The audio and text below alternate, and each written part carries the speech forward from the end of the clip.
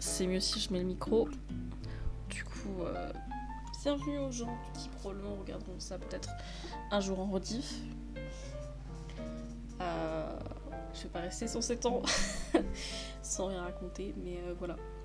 Premier stream. Et on va voir ce que ça donne. Par contre, la musique. Calme-toi.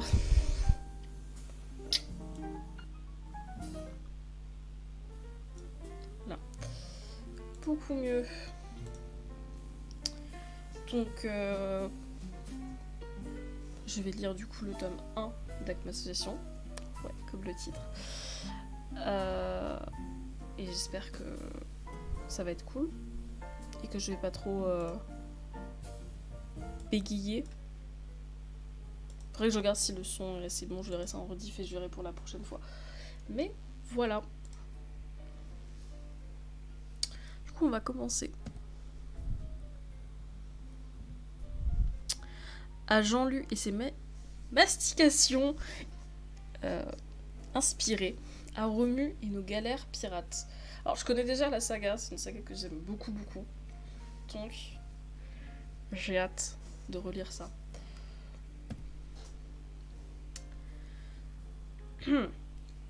J'aime bien les préfaces et tout, donc je ne vais pas me gêner. Parce que je trouve que c'est quand même intéressant.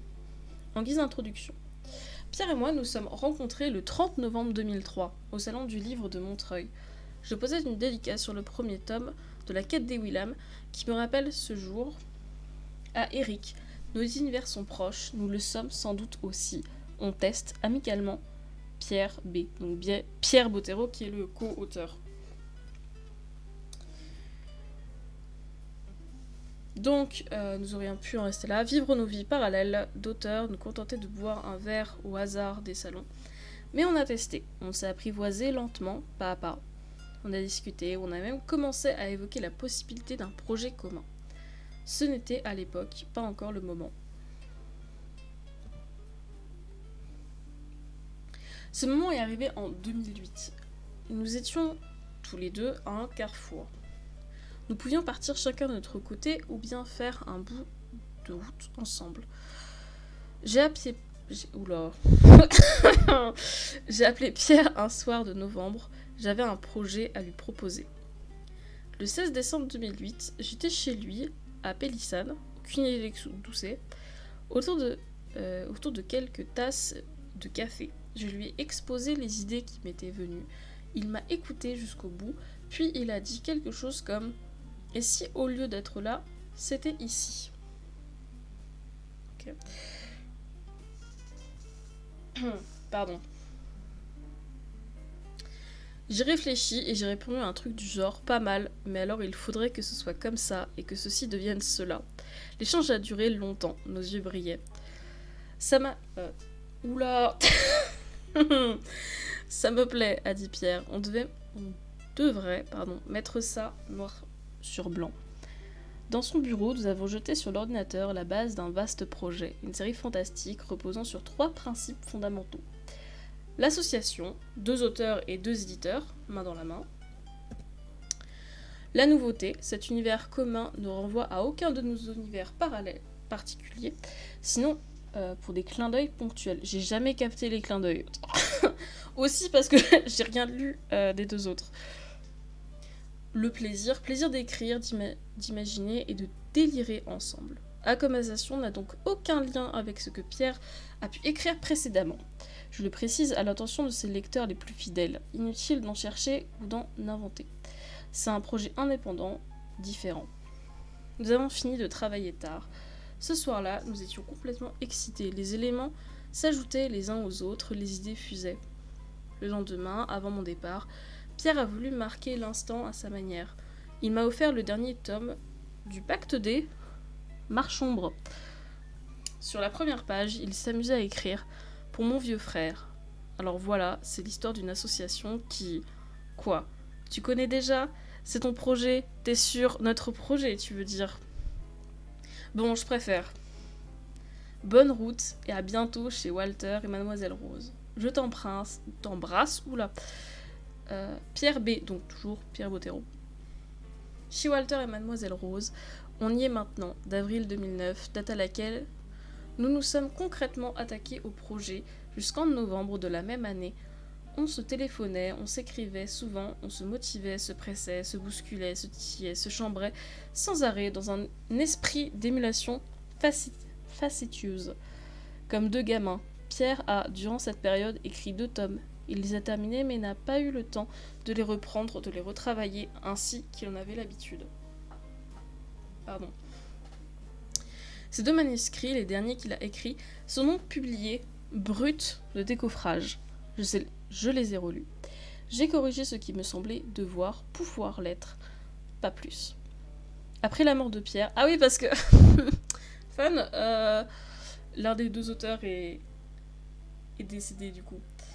Mais il y a des choses intéressantes du coup dans la saga. J'ai dû prendre une décision. Soit j'étais le projet aux oubliettes, ce projet sur lequel on travaille depuis presque 1 an avec un entrain et un bonheur incroyable, avec jubilation, pour utiliser un mot cher à Pierre, soit le poursuivre avec des aménagements. Je dois avouer que j'ai longuement hésité. Mon éditrice et celle de Pierre me soutenaient à fond, quel que fût mon choix. J'avais également la confiance de la femme de Pierre, Claudine, qui s'en remettait à mon libre arbitre. Coucou, le seul spectateur qui est là. Je sais pas du tout si mon micro est good, si ça va avec la musique, si la musique est pas trop forte ou pas trop faible. Je ne sais pas.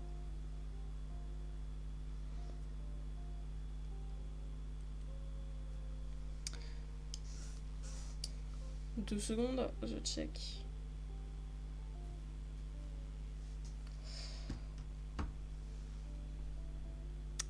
Il est difficile de porter seul le poids d'une décision importante, d'autant que ce projet n'avait de sens à mes yeux que parce que Pierre et moi le partagions. Il n'était rétrospectivement qu'un prétexte à tous les moments privilégiés que l'on passait ensemble. Mais avais-je le droit de laisser en jachère ce qu'il avait écrit, continuer l'aventure n'était-ce pas un moyen de rester en sa compagnie ? J'ai pris le temps de la réflexion, puis j'ai essayé d'écrire quelques pages de la suite. Et tout est devenu évident. Pierre était là, au-dessus de mon épaule, avec son bon gros sourire attentif et bienveillant. Quel qu'en soit aujourd'hui le résultat, j'assume pleinement ma décision, parce qu'elle m'a semblé alors et me semble toujours la bonne. Heureusement, je ne suis pas seule pour affronter l'avenir. Il y a Edwige, directrice de Gallimard Jeunesse, et Caroline, directrice de Ragotte, nos 2 associés de toujours. Et puis il y a vous, chères lectrices et lecteurs, futurs associés. À vous 2 et à vous tous, merci d'être là avec moi, avec nous. Eric Lhomme.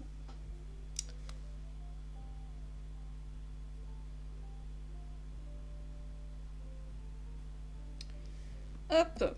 Du coup, c'était la préface. Pas le prologue, la préface.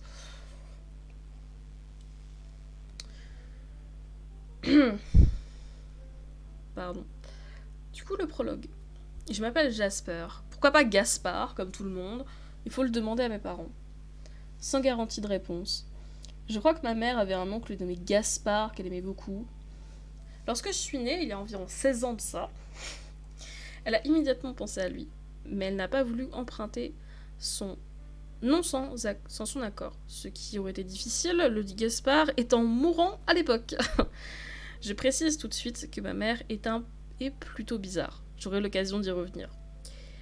Mon père s'est finalement débarrassé du problème, c'est sa spécialité, en lui donnant une dimension internationale, une autre de ses spécialités. Ils ont donc cousu Jasper, la version anglaise de Gaspard, sur ma layette. Une chance que Casper soit un gentil fantôme, parce que c'est comme ça qu'on m'a appelé jusqu'à la fin de l'école primaire.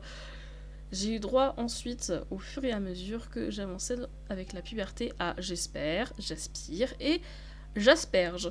Puis au lycée, l'âge et l'érudition venant, à Jasper, le roi mage, et au fameux Tu crèches où ? Qui a fait se tordre de rire une cohorte de faux camarades. S'ils savaient, Jasper le mage, brûleur d'encens, ils ne sont pas tombés loin. Mais pas question de magie d'une plante ce soir. Je marche dans les rues de Paris désertes par les ballots réfractaires au petit vent d'hiver, les mains dans les poches, porte une veste noire en toile huilée. Un peu grande pour moi, mais je l'adore. Ma besace, qui ne me quitte jamais, battant sur ma hanche, jetant vers les recoins obscurs des regards acérés. Non, ce soir, je ne suis pas Jasper le tueur, le nettoyeur. Je ne suis que Jasper l'émissaire, collant au plus près, au sens strict, de mon nom. Celui qui vient voir. Celui que je viens voir s'appelle Fabio. Fabio, je me répète plusieurs fois ce prénom en remerciant mentalement et avec ferveur mes parents d'avoir finalement opté pour Jasper. Balle perdue pour Fabio. Mes ordres sont clairs, choisis sévèrement le dénommer Fabio, ça c'est un préambule à ma sauce, et lui rappeler le code de bonne conduite des anormaux, à savoir rester discret, dans l'ombre, invisible, indécelable, vivre comme s'il n'existait pas, aux yeux des gens normaux en tout cas. Or, ces derniers temps, Fabio s'est montré exagérément imprudent. Un homme s'est plaint à la police d'avoir été agressé par un fou qui a cherché à le mordre. C'était la nuit dernière. 2 nuits plus tôt, une jeune femme a été admise aux urgences, le cou entaillé par une profonde morsure. Dans les 2 cas, l'association a été obligée d'intervenir pour calmer les esprits. Et l'association n'aime pas intervenir. Elle préfère prévenir. C'est pourquoi je suis là, ce soir, pour rappeler Fabio à l'ordre. Quand même, bon sang, et c'est le cas de le dire, ce n'est pas bien compliqué pour un vampire de se nourrir proprement. Je piétine sur place, contrarié. Fabio est en retard, à l'angle de la rue Bram Stoker et du passage Murnau, où l'association donne traditionnellement rendez-vous aux vampires. Je le gèle.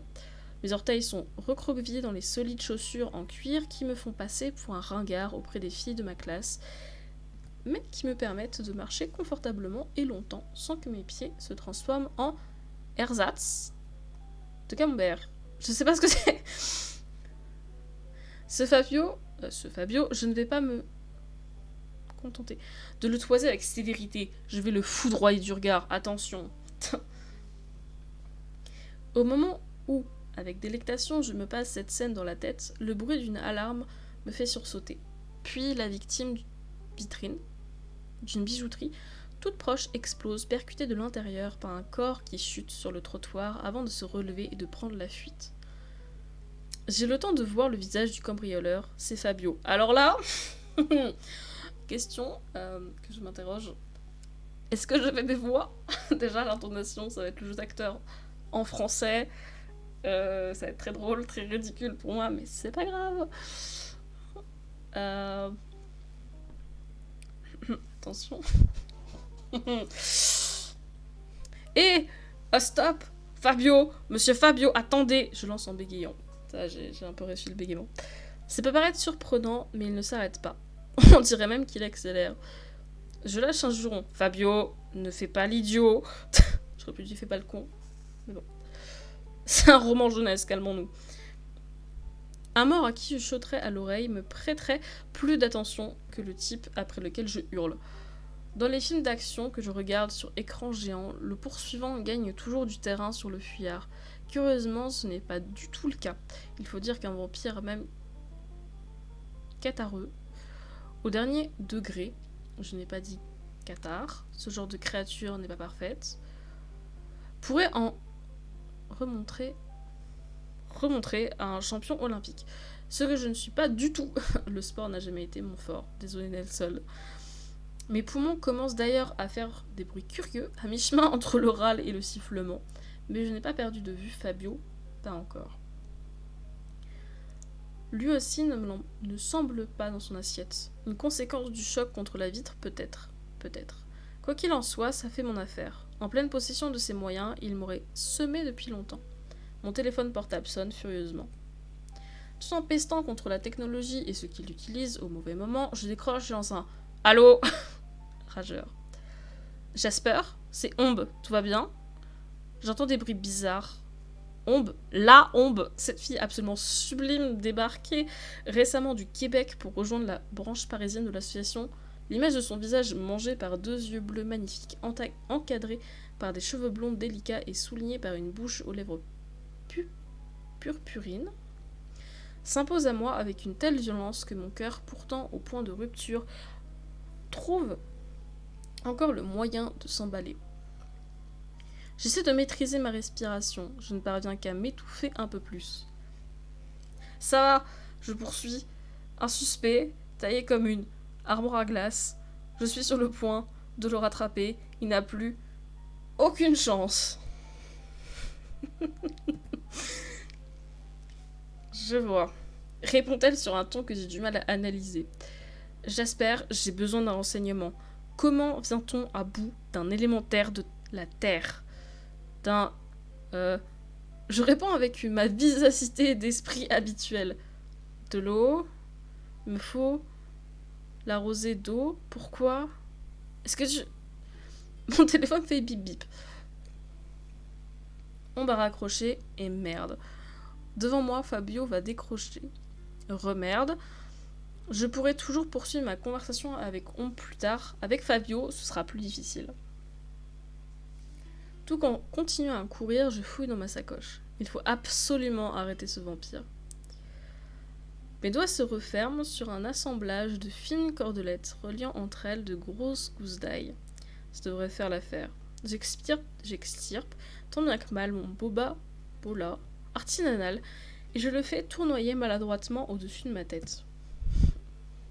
Compliqué cette histoire. Je me suis longuement entraînée à son maniement. J'ai même capturé avec lui toutes les chaises de l'appartement, mais je n'avais pas imaginé être obligée de m'en servir en courant. Tout en croisant les doigts de la main gauche, pas besoin de handicap supplémentaire, je lance mon arme sur Fabio dans un hésitant entre le formidable et le grotesque. Je sais que je n'aurai pas de seconde chance. Les gousses d'ail tourbillonnent joliment dans les airs, libérant une fragrance caractéristique qui fait se retourner et gémir le vampire. Car si la littérature a véhiculé beaucoup de bêtises à leur sujet, il reste parfaitement exact que les vampires développent une vive allergie à l'ail et aux ultraviolets. Ils gonflent, se couvrent de vilaines plaques rouges et un œdème de quinque se révèle souvent fatal en l'absence d'antihistaminiques adaptés à leur morphologie. Fabio se retourne et fait un écart pour éviter mes gousses virevoltantes. Il se prend les pieds dans un plot dépassant à peine du sol et chute lourdement tandis que mon bola termine sa course contre un conteneur à ordures. Le vampire n'a pas le temps de se relever. Je me jette sur lui et le maintiens plaqué contre le bitume. Je lui fourre ma carte d'agent de l'association sous les yeux pour qu'il sache à qui il a affaire, autant que pour grappiller les minutes indispensables au contrôle de ma respiration. Je suis là... Oula. Je sais pas si c'est une faute ou si c'est... Bref. Je suis l'agent Jasper. Je finis par dire d'une voix rauque. Je veux dire l'agent Jasper. Et je suis contraint de procéder à votre interpellation. J'espère que vous n'en garderez pas une dent contre moi. Une dent contre moi. Pathétique. Dans la famille, je me mets toutes les chances de mon côté pour me faire des amis. Je demande le fils. Désolée, je suis le roi du mauvais calembour et du jeu de mots foireux. Je ne peux pas m'en empêcher. Et le pire, c'est que je ne m'entraîne même pas. Je fais de l'esprit comme Monsieur Jourdain faisait de la prose. C'est une seconde nature. Heureusement, pas de réaction. Pas à ma blague, à ma carte. En effet, celle-ci indique clairement que je suis agent stagiaire. Et un agent stagiaire n'a aucune autorité pour arrêter un anormal. Comme un vampire voit très bien la nuit, celui-là doit vraiment avoir un problème pour ne pas sourciller devant le S, comme stagiaire. Je récupère dans ma sacoche la bouteille d'eau qui ne me quitte jamais. J'ai tout le temps la gorge sèche, une horreur.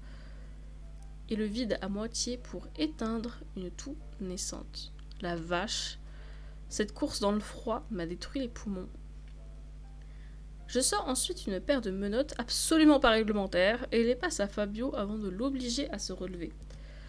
Il n'oppose aucune résistance. Pourtant, je ne pèse pas lourd face à lui.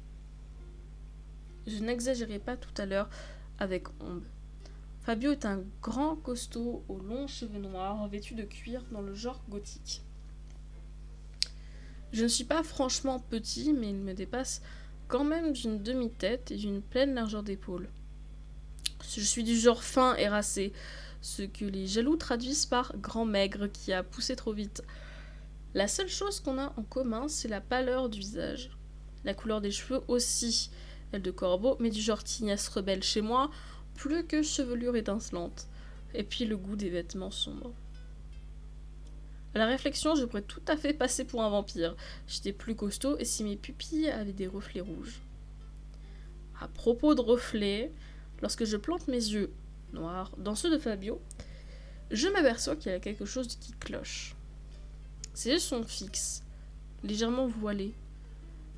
Mon vampire ressemble au type shooté que j'ai pu voir dans certaines soirées que j'ai fini par déserter, malgré les recommandations de l'association qui tient à ce que ses agents restent en phase avec leur environnement. D'accord, le fait que les filles ne s'intéressent jamais à moi, sinon pourrait canner à peser lourd dans ma décision.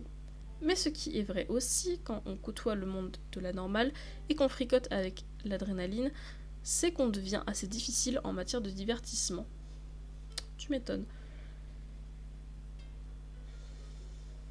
Visiblement, je dis à Fabio, tu n'es pas en état de bavarder, mais je ne peux pas te laisser filer. Je réfléchis très vite. Réfléchir, c'est ce que je fais de mieux. Après les blagues nulles, alors je trouve rapidement une solution. Pardon. Je vais t'enfermer quelque part, je lui annonce. Le temps de prévenir l'association qui s'occupera de toi. Je regarde la ruelle dans laquelle la poursuite nous a entraînés. Déserte, sombre, glacée. Je frissonne tout en avisant une porte métallique, attaquée par la rouille, à ras du trottoir, l'entrée d'une cave. J'éprouve sa résistance d'un coup de pied. Elle tient bon. Parfait. Je fouille à nouveau dans ma sacoche, j'écarte les tubes d'huile essentielle, soulève mon herbier et déniche enfin les petites boîtes dans lesquelles je conserve mes cristaux réduits en poudre. Je soupire en pensant à Harry Potter. Quel bonheur si la magie était simple comme dans les livres. Un coup de baguette magique, un ou deux mots en latin et hop, la réalité se plie à nos désirs. Mais ce n'est pas comme ça que ça marche. Une voiture ne démarre pas parce qu'on tourne le volant dans tous les sens en criant vroom vroom. Il faut du carburant dans le réservoir, une clé qui fasse contact, une impulsion électrique qui provoque une explosion qui déclenche le démarrage. Ensuite, bien sûr, il faut savoir conduire. Eh bien, la magie, c'est pareil, il faut provoquer une réaction en chaîne pour arriver à un résultat dont on conserve la maîtrise, en commençant par le début. Le début, donc, je vérifie que Fabio n'a pas profité de mon bavardage pour filer à l'angle et à l'aise. C'était une blague. Je pense que c'était une blague, j'ai pas compris la blague. Raide comme un pieu, passons de dire. Je repère ensuite dans le bric-à-brac sans nom qui règne dans ma sacoche la boîte contenant l'améthyste broyée. J'en prélève une pincée, m'approche de la serrure et souffle la poudre dans le mécanisme. C'est la première étape. Entre autres usages, l'améthyste est employé pour ouvrir des passages, débloquer, défaire les tensions. C'est pourquoi je l'ai choisi. D'autres pierres auraient pu faire l'affaire, mais j'en porte certaines autour du cou. Serties dans un pendentif de défense de ma fabrication, capable de provoquer des interférences magiques aussi sûrement que les moqueries de mes petits camarades de classe, s'ils le découvraient. Autant éviter les unes et les autres. Maintenant que la bonne clé est dans la serrure, il faut mettre le contact. C'est la deuxième étape. J'approche mon visage de la serrure et je parle aux particules d'améthyste. D'accord, ça peut sembler assez délirant au premier abord, mais quand on veut quelque chose, le plus simple, c'est de le demander. Alors je demande à l'améthyste de débloquer la serrure et ça donne quelque chose comme... Alors... non, je ne sais pas lire ça, mais heureusement il y a des traductions après. Donc, machin. Bon, je l'admets, très peu de personnes sont capables aujourd'hui de lire le haut elfique dans sa version Kenya. La graphie Anatar est heureusement plus courante, que je ne sais toujours pas lire. Ce qui donne en clair pour les nuls en langue et les elphobes. Attendez. Equen anin latiat ando bref. Et qui signifie approximativement, je dis ouvre-moi la porte rapidement, violette de cristal. Violette de cristal, c'est une idée à moi et j'en suis assez fière. Toutes les choses ont un nom et sont affectées par un ensemble de sons familiers liés à leur essence. Nommer une chose, c'est attirer son attention. La nommer correctement, c'est la rendre réceptive. C'est pour cela que la magie est si particulière. Elle réclame de connaître les noms des choses et de savoir les charmer avant même de songer à les utiliser. Ces noms, on les découvre en tâtonnant, en faisant fonctionner son intuition et son intelligence.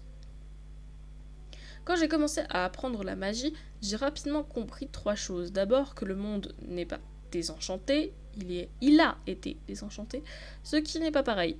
Ensuite, que le monde est resté réceptif et qu'on peut communiquer avec lui. Enfin, que ce qui gouverne le monde, ce n'est ni l'amour ni la haine, mais l'habitude. Pourtant, de là, j'ai cherché quel était le langage que le monde avait l'habitude d'entendre avant d'être, comment dire, désactivé par les hommes. J'ai découvert que c'était celui des elfes, partis en exil vers les Havre Gris. Il y a clairement une grosse ref au Seigneur des Anneaux. Je pense. Mais c'est pas grave. Le haut elfique. Bien sûr, pour peu qu'on maîtrise les rituels et qu'on dispose d'une énergie intérieure conséquente, on peut pratiquer la magie en utilisant de vieilles langues humaines comme le latin, le sanskrit ou le gaélique. Le runique est particulièrement efficace et il m'arrive de m'en servir pour certains cas d'urgence. J'y reviendrai certainement, je le crains. La magie fonctionne aussi avec des langues récentes comme l'anglais ou le français. Parce que chaque langue contient une part des temps anciens, mais plus on s'éloigne des origines et plus le lien se distend. À mon sens, rien ne vient chatouiller le monde comme les sons de la langue du peuple qui les a le mieux respectés, le Kenya donc, ou au elfique. Tous les magiciens d'un niveau respectable sont obligés à un moment ou à un autre d'en passer par lui, même si peu le pratiquent couramment. J'ai bien essayé plusieurs fois de l'expliquer à Omb, en guise d'approche, tirer les mauvaises langues, mais je n'ai pour l'instant pas rencontré un franc succès. Pourquoi violette de cristal? Le haut elfique est une langue poétique qui autorise les figures les plus complexes, mais laisse hélas peu de place aux boutades.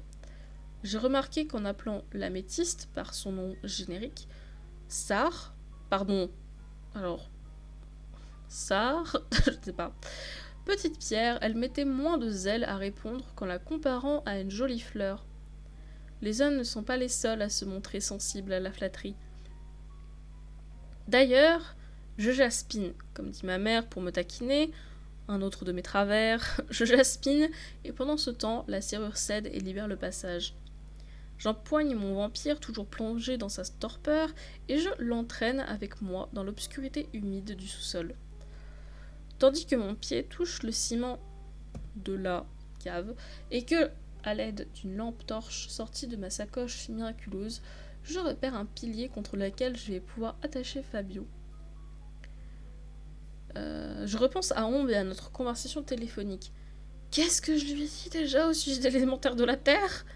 L'air éparpille la Terre. Je répète à voix haute en fronçant les sourcils. J'espère que mon information lui aura été utile. Et ça, tu vois dans le tome 2, en fait. C'est la fin du prologue. Et en vrai, le livre n'est pas très long. Enfin, c'est vraiment des livres de genre 150 pages, je pense. 200 pages maximum. Donc, on avance plutôt vite. Donc, mais je veux pas le lire d'un coup. Je ne pense pas. J'espère que ça fonctionne bien. Mais j'ai fait un test avant, donc normalement, il ne doit pas y avoir de problème. Je pense que je vais lire encore 1 heure. Parce que je ne suis pas encore capable de faire des machins de 3 heures. Non, on va éviter. Du coup. Ah oui, aussi. Du coup, Cet auteur-là, Pierre Lhomme, il s'est occupé du personnage de Jasper. Et Pierre Bottero s'était occupé du personnage d'On, du coup, qu'on découvre dans le tome 2, le 4. Et c'est tout. Parce qu'après, il est mort. Yes. Mais voilà. Ce qui n'empêche qu'il y a quand même 8 tomes. Ouais. Bref. Chapitre 1. 13 rue du Horla. L'immeuble dresse fièrement son antique façade entre un terrain vague où vacille depuis des années un panneau annonçant la construction d'une résidence de luxe et les murs rongés par le salpêtre d'un hôtel défraîchi. L'heure est matinale et l'air plus vif que moi. Je rentre la tête dans les épaules en frissonnant, pareil à une tortue à laquelle on aurait posé un lapin. Quoi ? Bref, comme d'habitude, l'entrée n'est pas fermée. Le hall sent l'urine, l'endroit respire l'abandon et je peux tout à fait imaginer le mélange de surprise et d'inquiétude saisissant le visiteur ignorant ou le démarcheur égaré lorsque l'ampoule répondant à l'appel de l'interrupteur inonde la cage d'escalier d'une lueur blafarde. Curieusement, il n'y a aucun appartement au rez-de-chaussée. Sur le palier du premier étage, une porte avec une plaque récente, amicale des joueuses de bingo. Je grimpe un étage de plus. Là aussi, une seule porte abordant en caractère fatigué, l'association. Le panonceau est plus ancien.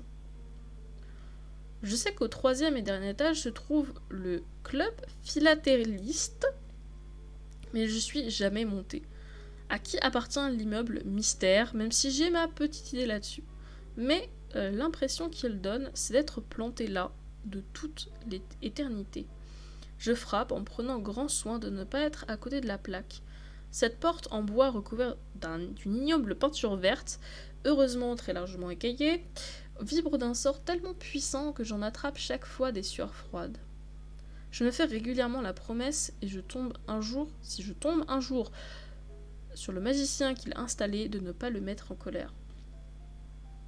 J'entends le clic de déverrouillage et je pousse la porte. L'intérieur oh là, c'est compliqué. Ça devient déjà compliqué. L'intérieur contraste agréablement avec l'extérieur. De grandes fenêtres généreusement ouvertes malgré la température hivernale éclairent un vaste couloir décoré de tableaux représentant des scènes mythologiques. Au-delà des bureaux, une bibliothèque et je ne sais pas quoi d'autre, vu que je n'ai jamais été autorisée à faire le tour du propriétaire. Il existe par contre un endroit qui n'a pas de secret pour moi. C'est le bureau de Mademoiselle Rose. En face de l'entrée, telle une barbacane protégeant un château, il constitue un point de passage obligé. Bonjour Rose, j'ose bravement en pénétrant dans la pièce. Je m'affale sur la chaise dédiée aux visiteurs, laissant ma sacoche glisser sur le sol. Mademoiselle Rose abandonne un instant l'écran de son ordinateur pour m'observer. Je tente de soutenir son regard avant de renoncer devant l'intensité de ses yeux gris. « Tu es en retard, j'espère. »« Je sais, désolée. » Je réponds d'une voix coupable. « Ce que j'ai eu une soirée plutôt agitée ?» Elle hoche la tête. « J'ai entendu dire. » Puis elle se replonge dans son travail, me laissant à plat, en plan, sur ma chaise. Quand j'ai quitté la cave hier, après avoir enfermé Fabio, j'ai immédiatement déposé un message sur la boîte vocale d'urgence. Est-ce que c'est Mademoiselle Rose qui est chargée de la relever ? Visiblement. De toute façon, rien ne lui échappe. Jamais.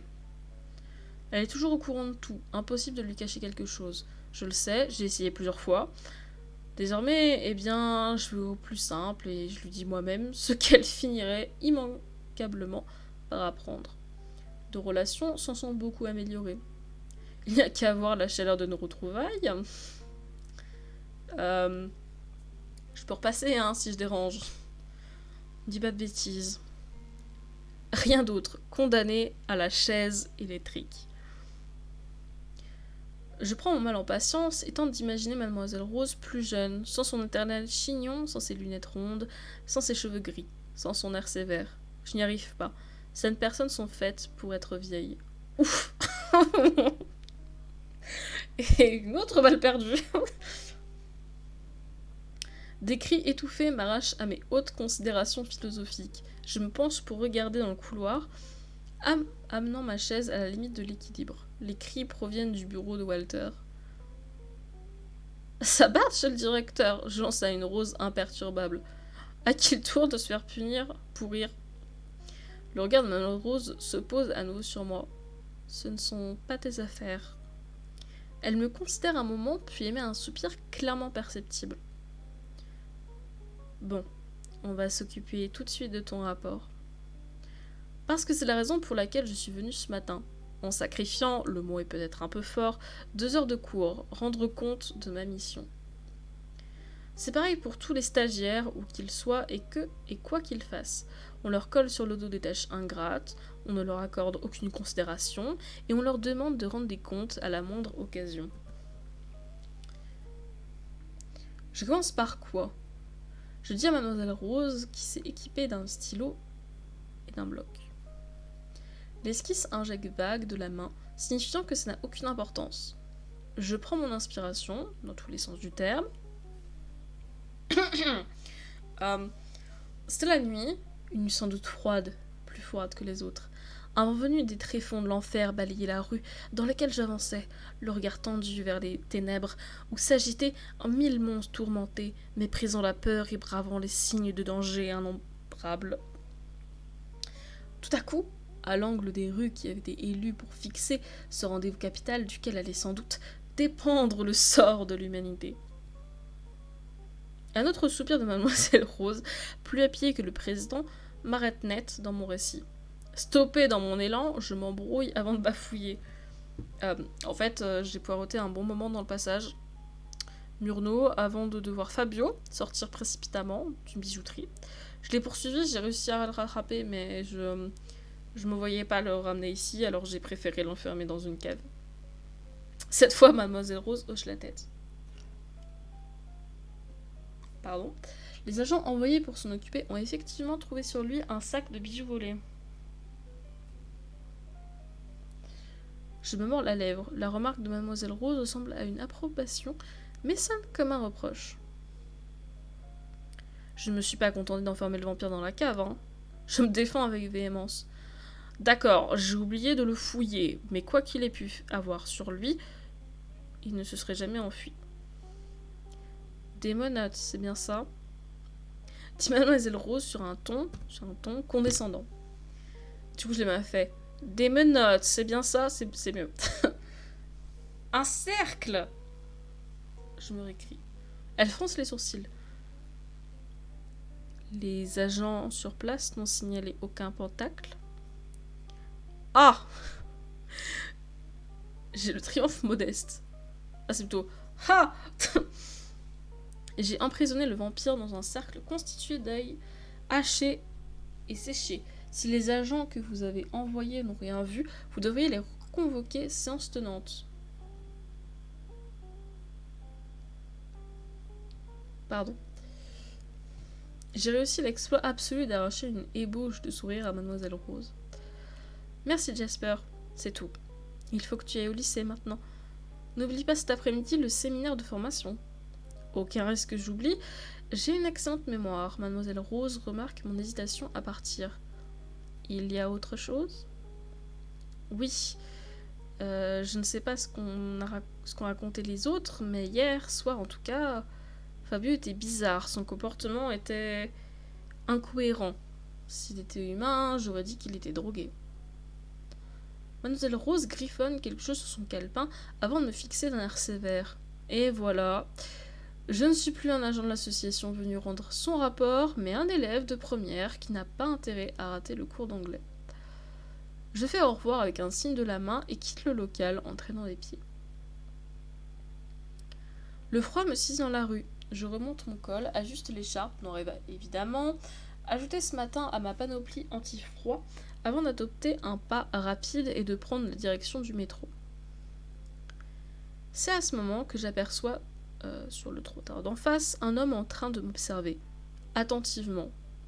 Courte. Je délire peut-être. On devient vite parano à force de côtoyer le bizarre, n'empêche que ce type me dévisage.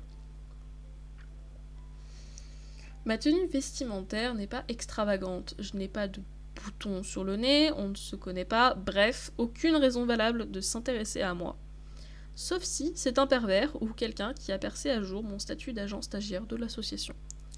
J'opte pour la seconde option, nettement moins flippante. Nous sommes d'accord. Bref, je consulte ma montre. J'ai le temps alors, autant ne prendre aucun risque. Je balaye les alentours d'un regard insistant à la recherche d'une idée.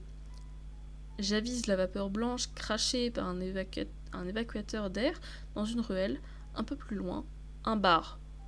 Féroce. Féroce. Pourquoi féroce? Bref. Un plan s'élabore dans ma tête. J'entre dans l'établissement occupé par une poignée de vieux joints au dé devant un verre de muscat et avance jusqu'au comptoir. Le patron est une patronne aux traits flous et aux boucles lasses.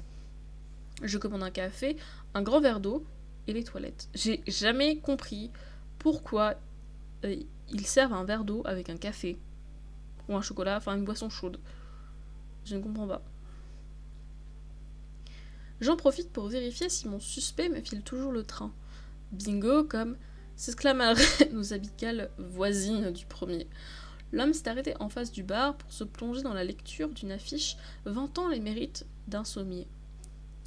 Je le taille à mon tour, taille standard, manteau gris, tête de monsieur tout le monde, rien de particulier. Je me fais peut-être un film, ou pas. De toute façon, j'applique un principe de précaution. Je m'enferme dans les toilettes relativement propres. À mon grand soulagement, j'ouvre la fenêtre qui, bingo, donne sur la ruelle. Je sors alors l'herbier de ma sacoche. Le monde moderne a produit quelques très bonnes choses, comme le caramel au beurre salé, les dours, ou le philosophe Gaston Saint-Langer. Mais il faut reconnaître qu'il a tout faux sur pas mal d'autres plans. La nature par exemple. La magie n'est possible que par la nature, nature qui porte en elle une part d'ombre et de secret. Elle n'a pas de volonté, pas de pensée, elle existe, autonome, libre et indifférente, sauf pour ceux qui déploient des efforts pour lui parler. Les magiciens, sorcières et assimilés. Les magiciens n'essaient pas d'appliquer au monde leur concept humain. Ils ne la regardent pas de haut, ne tentent pas de le soumettre.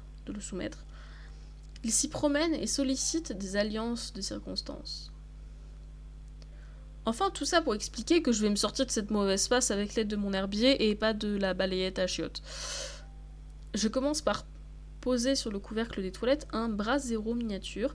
J'ai introduit un morceau de charbon que j'allume avec un briquet. Puis je choisis les plantes séchées que je vais brûler. Camomille pour ses vertus de concentration des énergies, fougère pour ses capacités à éloigner les personnes mal intentionnées et ou pour ses aptitudes à renforcer les sorts et étendre leur durée. On peut utiliser les plantes de plusieurs manières. En poudre ou en décoction par exemple, mais le sort d'illusion que j'ai en tête réclame de la fumée. En même temps que les plantes se consument dans mon brasero, je prononce les mots qui activeront leur pouvoir, définiront l'objectif et leur donneront l'envie de m'aider à le réaliser. Encore une fois, charabia, écriture. Ce qui se traduit par je ne vais pas non plus le relire, et signifie à peu près je dis que je veux que vous me ressembliez, camomille et fougère et ou avec l'aide de la brume pour bannir l'ennemi. Plutôt alambiqué, mais d'habitude les plantes apprécient. D'ailleurs, la fumée se stabilise, les volutes se regroupent, ondulent dans l'air comme des serpents, puis elles glissent dans la ruelle par la fenêtre ouverte. Je grimpe sur la cuvette afin de les accompagner du regard. Pardon ? Faudrait que j'ai une gourde, j'ai soif. Le ruban de fumée se dirige vers le nuage de vapeur et entame une curieuse danse du ventre. J'imagine du coup le nuage qui fait de la danse du ventre. Ça peut être très très drôle. Je découvre généralement en même temps que je les lance la façon dont agissent mes sorts. J'ai parfois de mauvaises surprises, mais ce coup-ci c'est plutôt chouette. La vapeur blanche se mélange à la fumée et je retiens un hoquet de stupéfaction. Dans la ruelle, un clone de moi-même vient d'apparaître. Rien ne manque, ni la sacoche, ni les cheveux ébouriffés. Seul un œil exercé remarquerait un léger flottement au niveau de l'attitude. Mon style est inimitable, je le crains. L'illusion attend d'être repérée, puis s'en va dans la ruelle. Génial, je suis génial. D'après mes calculs, l'illusion va balader l'inconnu pendant environ 20 minutes avant de trouver un moyen pour filer à l'anglaise et se dissoudre comme un morceau de sucre dans une tasse de thé. Tout à mon auto-congratulation, je manque de me faire repérer par le type qui emboîte le pas à mon fantôme et je dégringole de la cuvette. J'étais donc bien suivi. Pas de temps à perdre, je jette le charbon incandescent dans les toilettes, tire la chasse, enveloppe le brasero dans un morceau de papier journal et le fourre dans l'herbier dans ma sacoche. Je regagne ensuite le comptoir où la patronne me fit sur regard. Sûre qu'elle croit que j'ai usé et abusé des chiottes, j'avale mon café tiède d'une traite, vide goulûment le verre d'eau, j'avais le gosier comme une râpe à fromage, pose une pièce sur le comptoir et quitte le bar, fissa en direction du métro. Je sais que l'incident doit être signalé à l'association, je m'en occuperai à la première occasion, promis. La perspective d'un autre rapport et donc d'un autre tête-à-tête avec Mademoiselle Rose me coupe l'envie de jouer au stagiaire modèle. Je préfère de loin me réjouir de mon succès, car j'ai réussi un coup fumant. Mon Dieu. Je me surprends à chantonner, je ne vais pas chantonner du coup. Riders on the Storm, Into This World Were Torn, qui vient du coup de The Doors, du coup de la chanson Rider on the Storm. Et du coup, fin du chapitre 1. C'est l'un de mes systèmes de magie préférés. Je le trouve trop intéressant et trop complet, donc c'est très très cool à lire. Et très très intéressant. Voilà. Donc, de toute façon, je vais continuer. Après, c'est à peu près... ouais, à peu près 30 minutes pour un chapitre, quoi. Bref. Donc, chapitre 2. Je n'aime pas le lycée, enfin ce n'est pas tout à fait exact. Ce que je n'aime pas, c'est l'obligation d'y aller. Devoir rendre sa vie compatible avec les horaires de l'administration scolaire, voilà qui rapetisse l'exploit du saumon remontant les torrents. Des millions d'années d'évolution pour en arriver là. Se rassembler en troupeau à l'appel d'une sonnerie, se couler dans un moule conçu pour tout le monde et donc personne s'obliger à des efforts surhumains comme se lever avant le soleil et, pire, essayer de ne pas s'endormir pendant le cours de maths en échange de bonnes notes, sont un carnet censé plaire aux parents.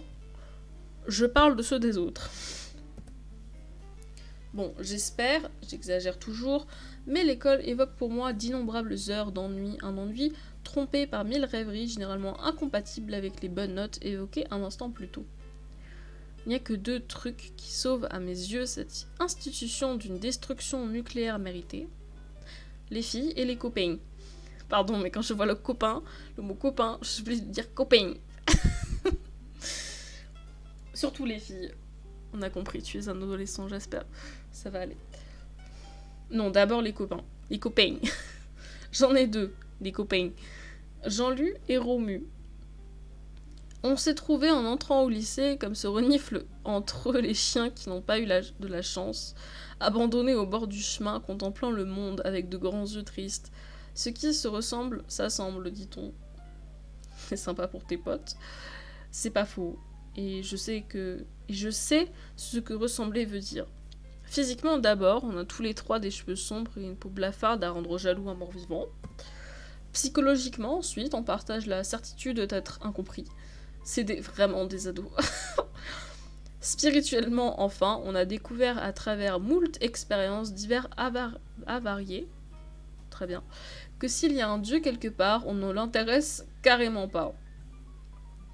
J'oublie tout un tas d'autres points communs, comme la capacité à lorgner la poitrine d'une fille pendant des heures. On est au début des années 2000. L'angoisse. De jouer une nuit entière à Donjons et Dragons et de faire hurler les voisins en répétant baffle. Grande ouverte, les compos de notre groupe, l'Alamagnard, une tribu d'elfes partis un jour d'on ne sait où et qui ne sont jamais arrivés nulle part pour donner une idée de notre état d'esprit. Oyez, oyez, gentes dames et damoiseaux, j'ai l'honneur de vous signer la présence parmi nous de Sémillant Jasper. Vos applaudissements, s'il vous plaît. Arrête, Jean-Luc. Je dis sans pouvoir m'empêcher de rougir. Stédio est monté sur un banc dans la cour et fait son numéro avec un sourire d'ogre content de lui. Jean-Luc est une force de la nature, dont dans le gros ventre qu'on n'a pas envie d'emmerder. Il a une voix de sténor dont il abuse. Je ne vais pas faire la grosse voix parce que ça va être ridicule. Depuis quelques mois, malgré nos hurlements, il se laisse pousser la moustache et le bouc. Oui, un métalleux, quoi. Bah, me dit Romu en se tapant sur l'épaule. Tu le connais, ça l'amuse. Plus tu insistes, Romu, lui, est tout en longueur, en calme et en douceur. Des cheveux longs, des lunettes rondes, des Santiago, des vêtements noirs passablement usés. C'est la couleur de nos habits qui nous a rapprochés. Pas au début, hein.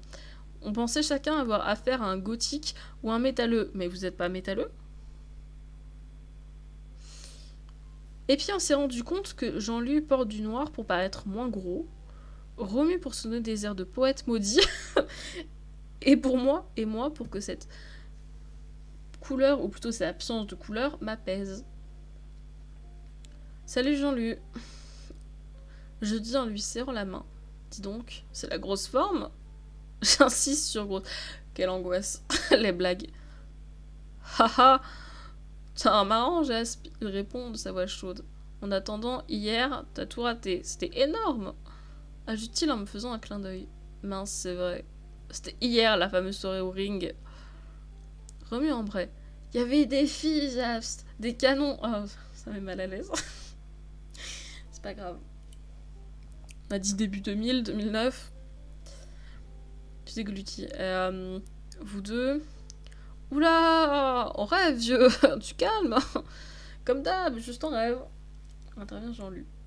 Je pousse un soupir de soulagement. Non pas que je sois un mauvais camarade, je suis tout à fait capable de me réjouir du bonheur d'un ami, mais être le seul à rater LA fille de l'année à cause d'un vampire moisi, ça m'aurait rendu fou.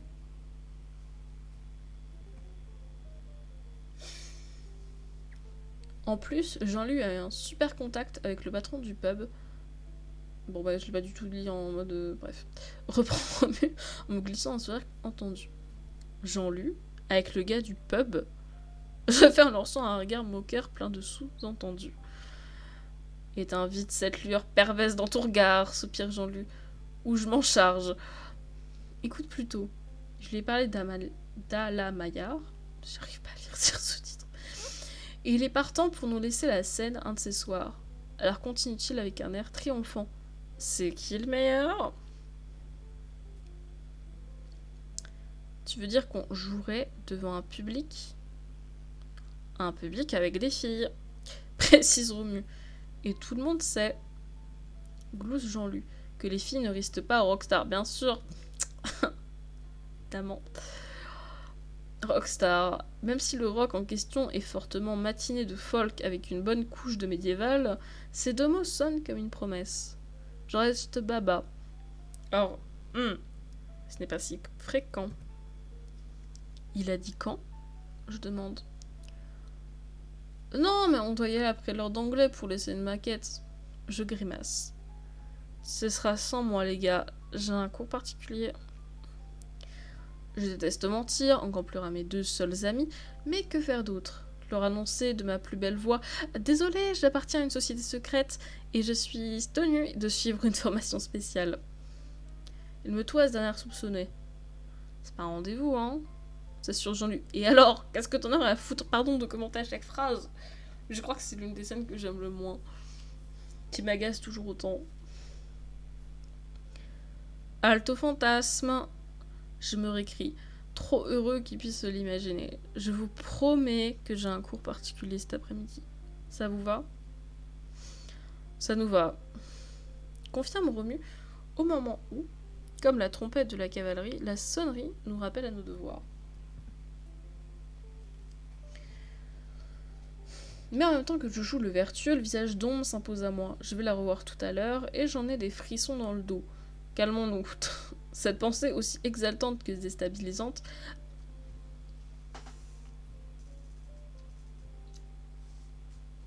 pardon, aussi exaltante que déstabilisante, m'accompagne jusque dans la salle de cours. Je me laisse tomber lourdement sur ma chaise près de la fenêtre. Romu s'installe à côté, Jean-Louis est juste devant, seul. Ça lui permet de prendre ses aises. Tandis que la prof, surnommée par nos soins Nice and Pretty, d'autres s'en sortent moins bien, il faut me croire, écrit au tableau. Il se retourne pour nous souffler, les yeux pétillants. J'adore les cours d'anglais. Moi aussi, sans faire de lèche, j'aime bien les cours de langue. On peut dire que c'est mon point fort. Avec une prédilection, l'elfique n'étant hélas pas près d'être enseigné à l'école, pour le latin. Mais aujourd'hui, mon esprit est ailleurs, du côté de l'immeuble, de l'association et du mystérieux inconnu que j'avais aux trousses. Est-ce que j'ai halluciné ? Non. Il s'intéressait à moi, c'est évident.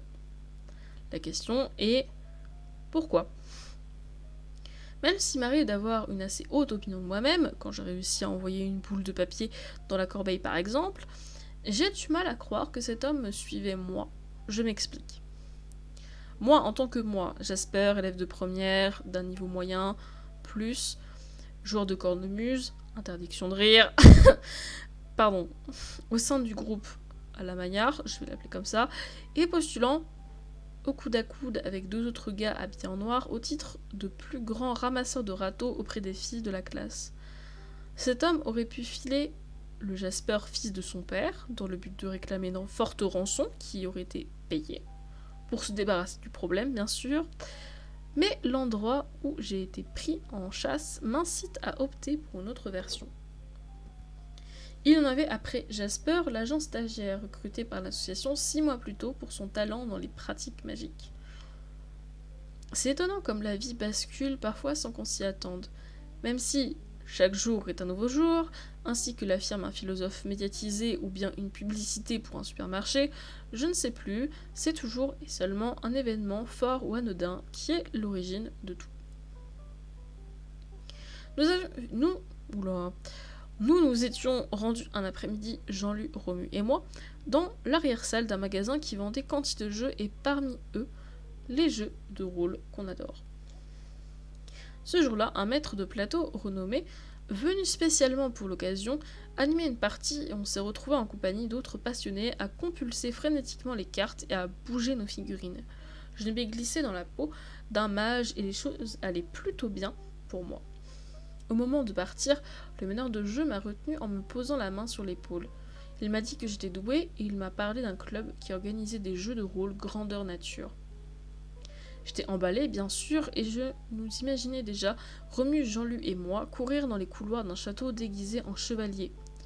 Mais il a douché mon enthousiasme en me demandant de n'en parler à personne. Un club d'élite réunissant les meilleurs, seulement les meilleurs. Je pense qu'il faut être un bon psychologue pour devenir meneur de jeu. En tout cas, il avait mis en plein dans le mille. Les meilleurs. Mon éperdu besoin de reconnaissance a lutté un instant contre ma loyauté avant de triompher. Je n'en ai pas touché un mot à mes amis. Dès le lendemain, j'ai composé le numéro de téléphone que le gars m'avait laissé et on m'a donné rendez-vous dans un café branché. Le Mourleva, c'est moche comme nom. Ça m'a rassuré qu'on cherche à me voir dans un lieu public. Alors j'y suis allée. À quel moment se situe le fameux événement que j'ai évoqué plus tôt et qui a décidé d'une vie entière? La partie, ma décision d'appeler, celle de me rendre au rendez-vous? Un peu des trois, je crois. Le destin n'est que la conjugaison du hasard et de la volonté. On peut souhaiter et guetter toute sa vie une occasion qui ne vient jamais. Inversement, il suffit d'une opportunité qu'on ne saisit pas et on passe à côté de son destin. Ça fait froid dans le dos. Dans le cas présent, j'ai eu le bon réflexe. Poussé par la curiosité, je me suis trouvé un beau jour, le printemps, assis en face de Walter. Je dois avouer que j'ai d'abord été déçu. Walter est vieux, de 50 ans. Il est chauve, transpire tout le temps et s'éponge régulièrement le crâne avec un mouchoir dégueulasse. Il a aussi du bide. Bref, l'archétype de celui qu'on ne veut pas du tout devenir plus tard. Il portait une chemise bleue à carreaux qui n'avait sûrement jamais rencontré de fer à passer et une cravate jaune canari qui avait dû remporter de nombreux prix de ringardise. Walter s'en prend plein la gueule. J'ai compris plus tard, hélas, qu'il avait fait ce jour-là un gros effort vestimentaire. Mais il émanait de lui une aura qui mettait immédiatement en confiance. Un charisme puissant, détonnant avec son apparence ridicule. En plus, sa voix était chaude et grave, son sourire contagieux. J'en sais davantage sur toi que tu l'imagines, a-t-il dit avant de poursuivre, devant ma moue dubitative.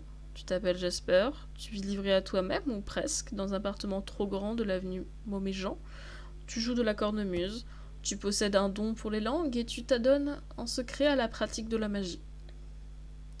Heureusement que j'étais assis parce que j'étais sur le cul. Je me revois encore abasourdi, secouant la tête. La magie ? Comment ? Rassure-toi, a-t-il continué en s'essuyant le front.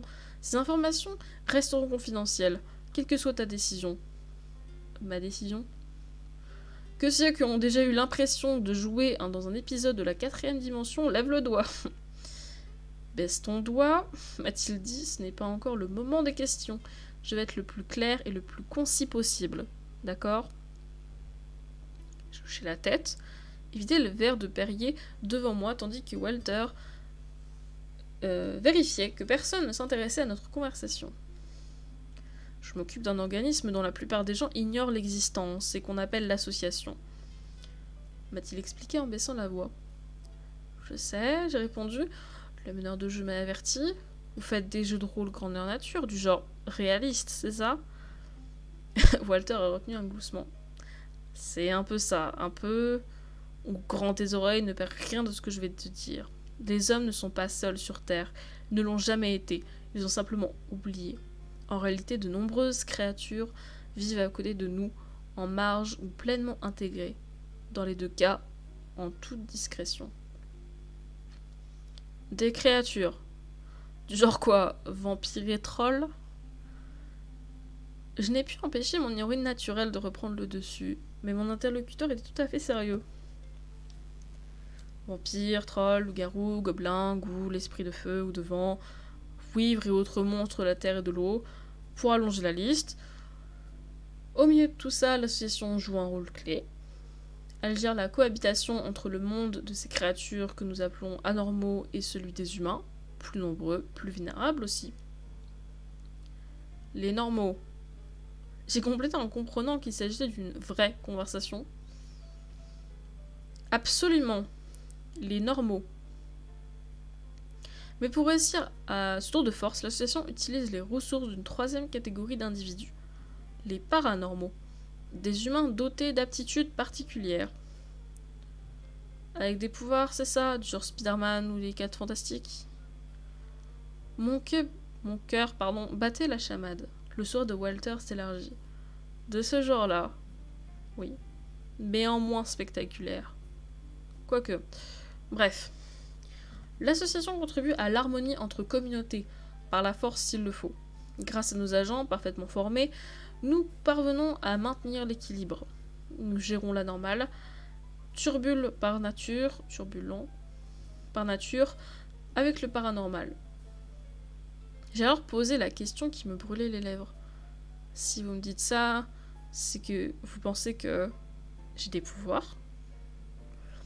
L'association a des recruteurs qui sillonnent lieux et manifestations où les talents, je préfère ce terme, sont plus facilement détectables. Stades, rencontres sportives, églises, communautés mystiques, tournois et autres cercles de jeu. Le maître de plateau l'autre jour, il travaille pour l'association ? Oui. Il a senti l'énergie que tu dégageais en manipulant ta figurine de sorcier.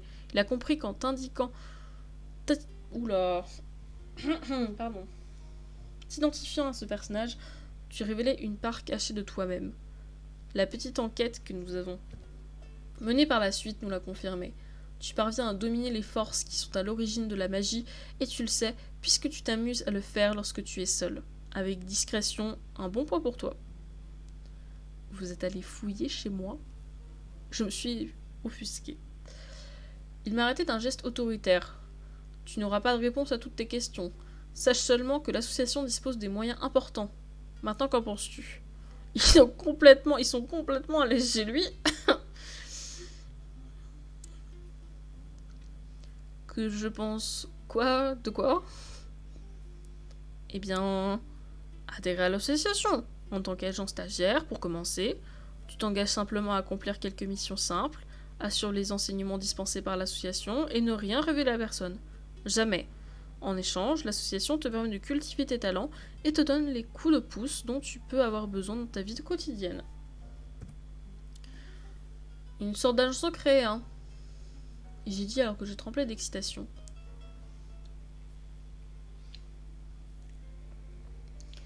Il n'y a que ces 3 contraintes.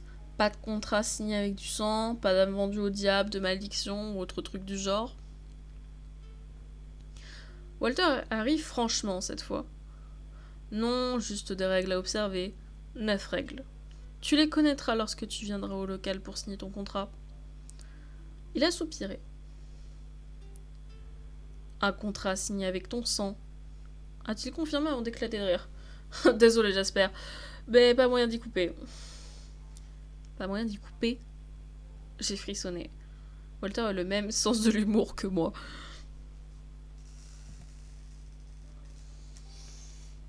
Fin du chapitre... fin du chapitre 2.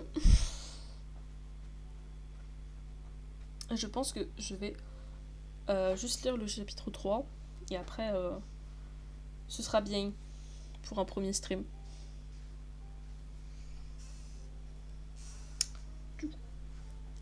Chapitre 3. L'avantage quand on rêvasse en cours, c'est que les heures passent plus vite. L'inconvénient, c'est quand la prof s'en rend compte. Nice and Pretty, plus très nice, mais Pretty, en diable sous coup de la colère, a décrété au bout de la première demi-heure « Mais vous dormez tous aujourd'hui ? Sortez une feuille, contrôle surprise !» Le genre de mauvaise blague qui a vite fait de déborder au-delà du temps réglementaire.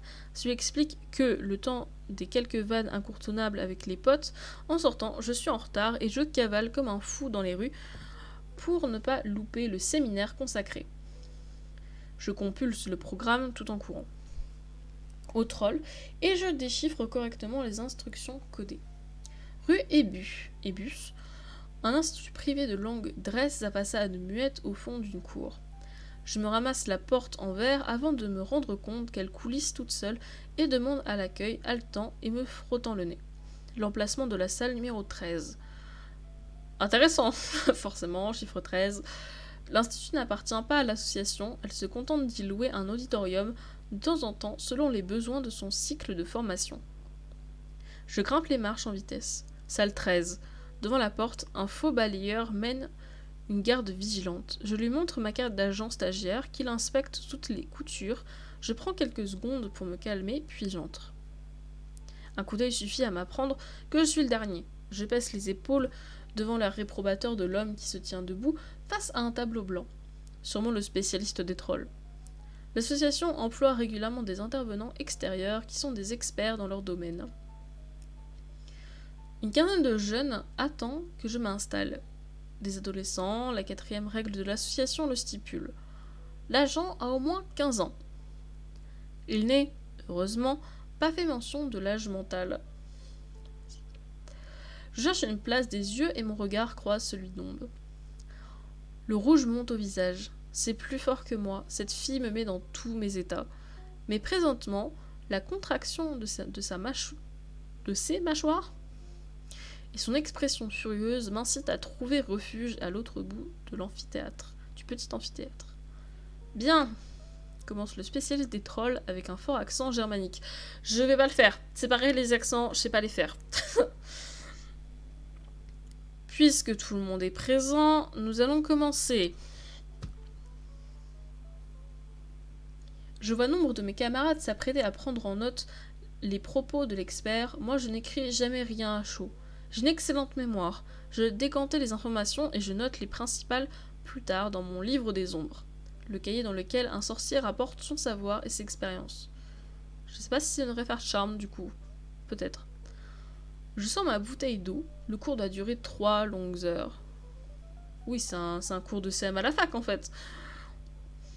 À côté de moi, un blondinet du nom de Jules souligne le mot troll qu'il a mis en titre. Je lève les yeux au ciel. C'est ça, son pouvoir failloté, tête de nœud va. Cette violence. Je connais les autres stagiaires de vue, mais je ne sais rien d'eux à part leur nom. Les règles 5 et 6 y veillent. L'agent garde secrète la nature de son travail. L'agent ne révèle jamais ses talents particuliers. Je me demande souvent quels sont les talents d'Ombre. Charmer les gens, non. Elle ne fait cet effet-là qu'à moi. J'ai remarqué que les autres essaient plutôt de l'éviter. Tant mieux. Moins de concurrents. Nous soufflâmes, je tourne les yeux, bref. Ce n'est pas la magie non plus. Je l'ai déjà vu tisser un sort, c'était lamentable. Alors quoi? Elle se débrouille bien en sport, c'est certain. Pour le reste, mystère. Ombre la mystérieuse. Moi j'adore les mystères. Les trolls, donc, continue le spécialiste, qui parmi vous a déjà eu affaire à eux? En réalité, bien sûr, pas dans les livres. Personne ne lève la main. Je me retiens in extremis de demander si un homme qui porte des chemises froissées et des cravates immondes peut être considéré comme un troll. L'ambiance n'a pas franchement l'air d'être à la rigolade. Pour résumer, reprend-il, en dessinant la créature au tableau, un troll mesure environ 2 mètres, très gros, il est aussi très fort, capable de vous broyer le genou avec 2 doigts, comme ça, crac. C'est à ce moment-là seulement que je m'aperçois qu'il boite. Pardon. Est-ce qu'un troll sent mauvais? Demande le blondinet avant de se justifier. J'ai lu une bande dessinée avec des trolls. C'est bien ma veine. Mon voisin de banc n'est pas seulement un faillot, c'est aussi l'idiot de la classe. Mais calme-toi. Non, il ne sent pas mauvais. Enfin, pas plus qu'un autre. Répond l'expert décontenancé.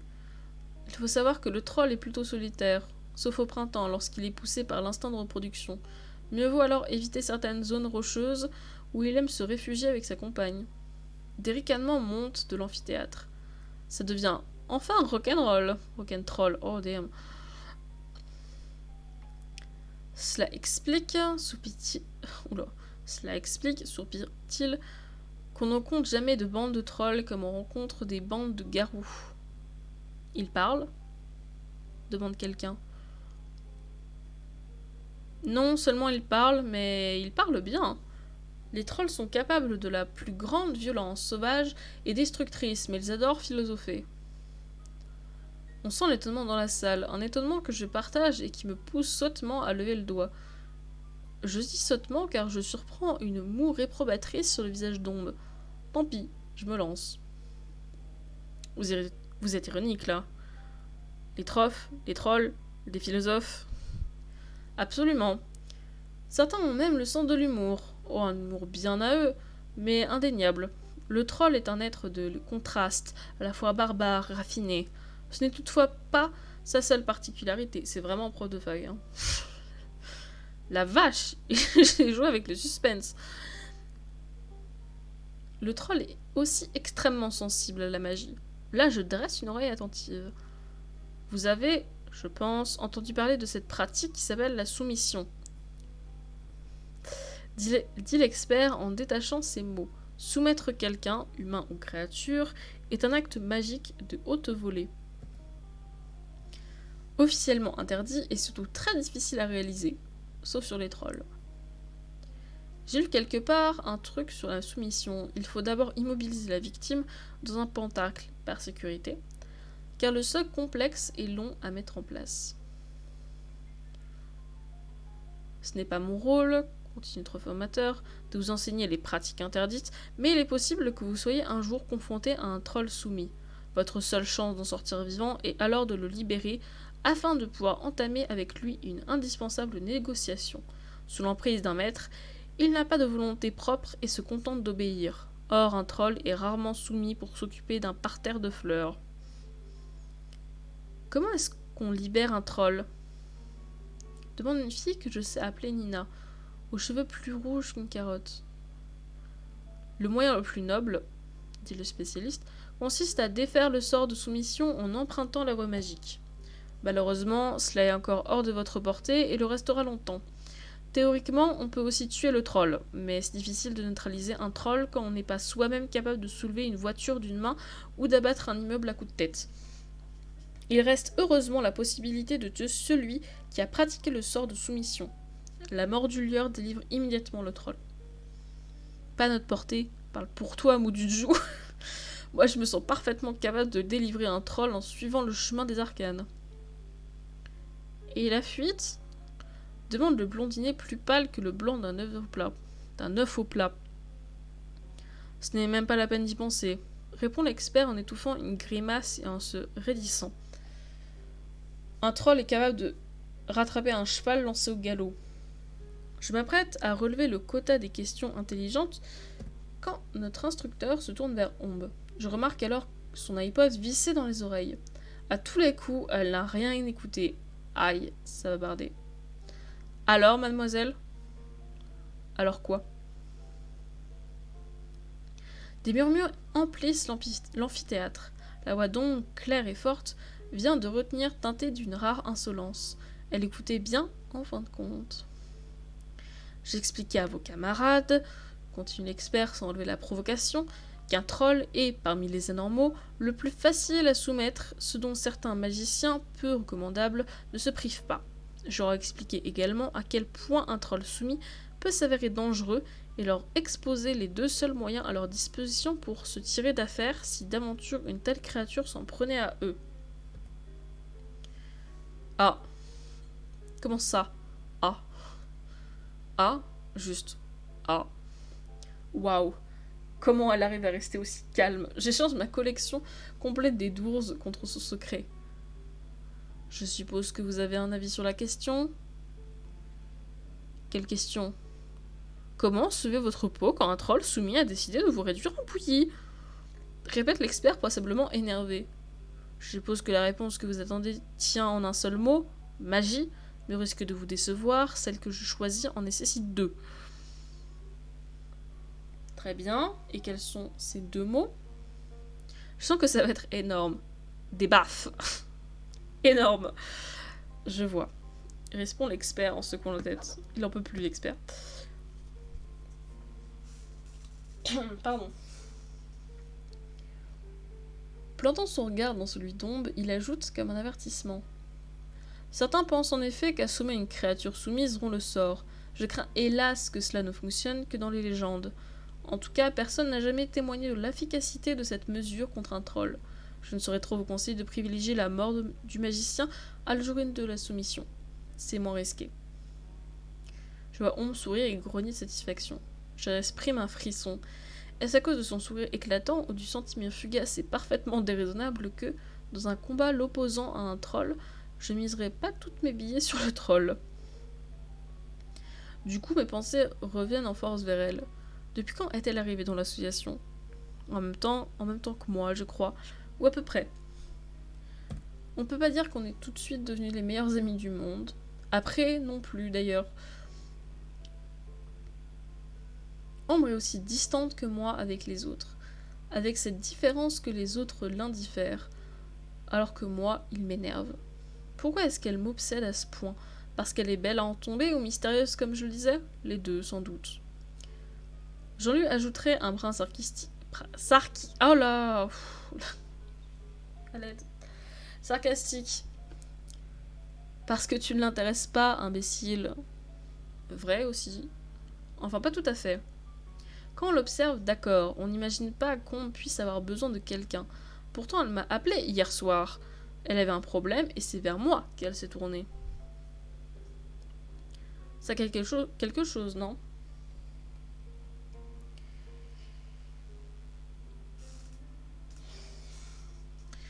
Le cours s'oriente ensuite sur la morphologie des trolls et leurs habitudes alimentaires, m'obligeant à une attention plus soutenue. Le crissement effréné du stylo sur le papier à côté de moi m'arrache un soupir. J'en viens à regretter que l'expert ne soit pas venu faire son cours avec un vrai troll, particulièrement friand de blondinet. Bon, le cours s'achève, le formateur me fait signe de rester. Pas de doute, je vais avoir droit à une engueulade pour mon retard. Stoïque, alors que les autres quittent la salle, je le rejoins près du tableau. J'espère, c'est ça ? Je fais oui de la tête. Je ne t'ai pas vu prendre des notes. Mon cours ne t'a pas intéressé ? Je ne réponds pas directement, je me contente de rester la liste des très nombreux parasites qui aiment se nicher dans les poils du troll.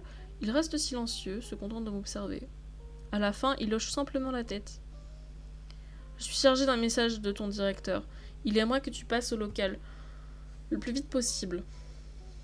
Le plus vite possible, en langage waltérien, ça veut dire immédiatement. Mon estomac proteste, occupé par les innombrables devoirs de ma double vie, trépidante, je n'ai rien eu le temps d'avaler depuis le petit déjeuner. Tant pis, je m'arrêterai dans une boulangerie en allant prendre le métro. Je tourne les talons, hésite, puis finalement reviens vers lui. J'aime bien savoir. C'est un de mes défauts et une de mes qualités. Votre jambe, c'est un troll ? Exact, il m'a brouillé le genou, avec 2 doigts. Je m'en doutais. Vous en êtes tiré comment ? J'ai négocié. Par chance, c'était de bonne humeur. Et vous avez la vie sauve en échange de quoi ?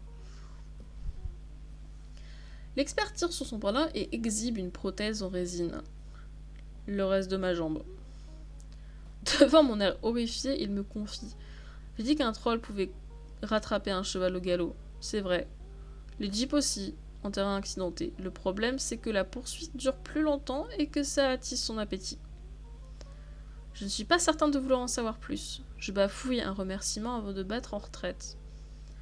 On m'attend derrière la porte, le dos contre le mur et les bras croisés. Encore sous le choc, je n'ai pas le temps de m'étonner de sa présence. T'as vu ? Je commence. Le spécialiste là, il s'est bouffé la jambe par un troll. Si c'était toi qui lui as expliqué comment se comporter face à ce genre de bestiole, ça ne m'étonne pas. Son ton est acerbe, je déglutis. Y a un problème, Ombre ? Un problème. Non, aucun problème. Juste une question. Pourquoi tu m'as dit hier qu'on se débarrassait d'un élémentaire de la Terre avec de l'eau ? Ah, j'ai dit ça ? J'ai dit de l'eau ? Tu es sûr que j'ai pas dit de l'air ?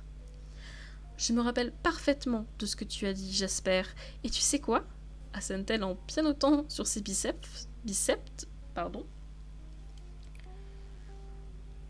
J'ai failli passer avec tes conneries. Je remarque alors qu'elle porte un simple t-shirt sur son jean, un peu léger en plein hiver. Elle ne semble pas avoir froid, moi non plus d'ailleurs, mais sûrement pas pour les mêmes raisons. J'en suis désolée, j'étais persuadée. Mais on était ensemble à ce cours sur les élémentaires, non ? Tu l'as entendu aussi bien que moi que l'air disperse la terre alors que l'eau la renforce. On ne dit rien, j'en profite pour prendre l'avantage. En plus, tu m'as appelé alors que j'étais en mission. Figure-toi que j'ai poursuivi et capturé un vampire hier soir, tout seul. Je me rengorge fièrement, on me dévisage avant de hausser les épaules. Il devait être bourré, ton vampire. Puis elle me tourne le dos et s'éloigne rapidement, gracieuse et fluide. Ses cheveux fouettent l'air et libèrent une irrésistible fragrance. Bon sang, mais qu'est-ce qu'il faut que je fasse pour l'impressionner ? C'est un vampire quoi, merde ! Il était pas bourré. Enfin, presque pas. Et voilà, c'est la fin du chapitre 3. Et 1h25. Donc, je commence à avoir... Je pense que je vais arrêter là pour cette fois. C'est déjà pas mal, on en a que 34%. On avance bien. Parce que je pense qu'il faut... Parce que là, si on en fait 34, je pense que si je refais la même durée, il me faudra 2 autres streams pour le finir. Parce que c'est vraiment pas des longs bouquins. Mais voilà, c'était cool. Enfin, c'était cool. J'ai lu, quoi. Mais du coup, je pense que... peut-être pas demain, ou alors... non, pas demain. Mais jeudi, je pense que ce sera quand même mieux. Voilà. Sur ce, Je sais pas comment finir un stream. Mais pour ceux qui regardent en rediff, etc. Ou bref, bonne journée. Et bah à plus tard.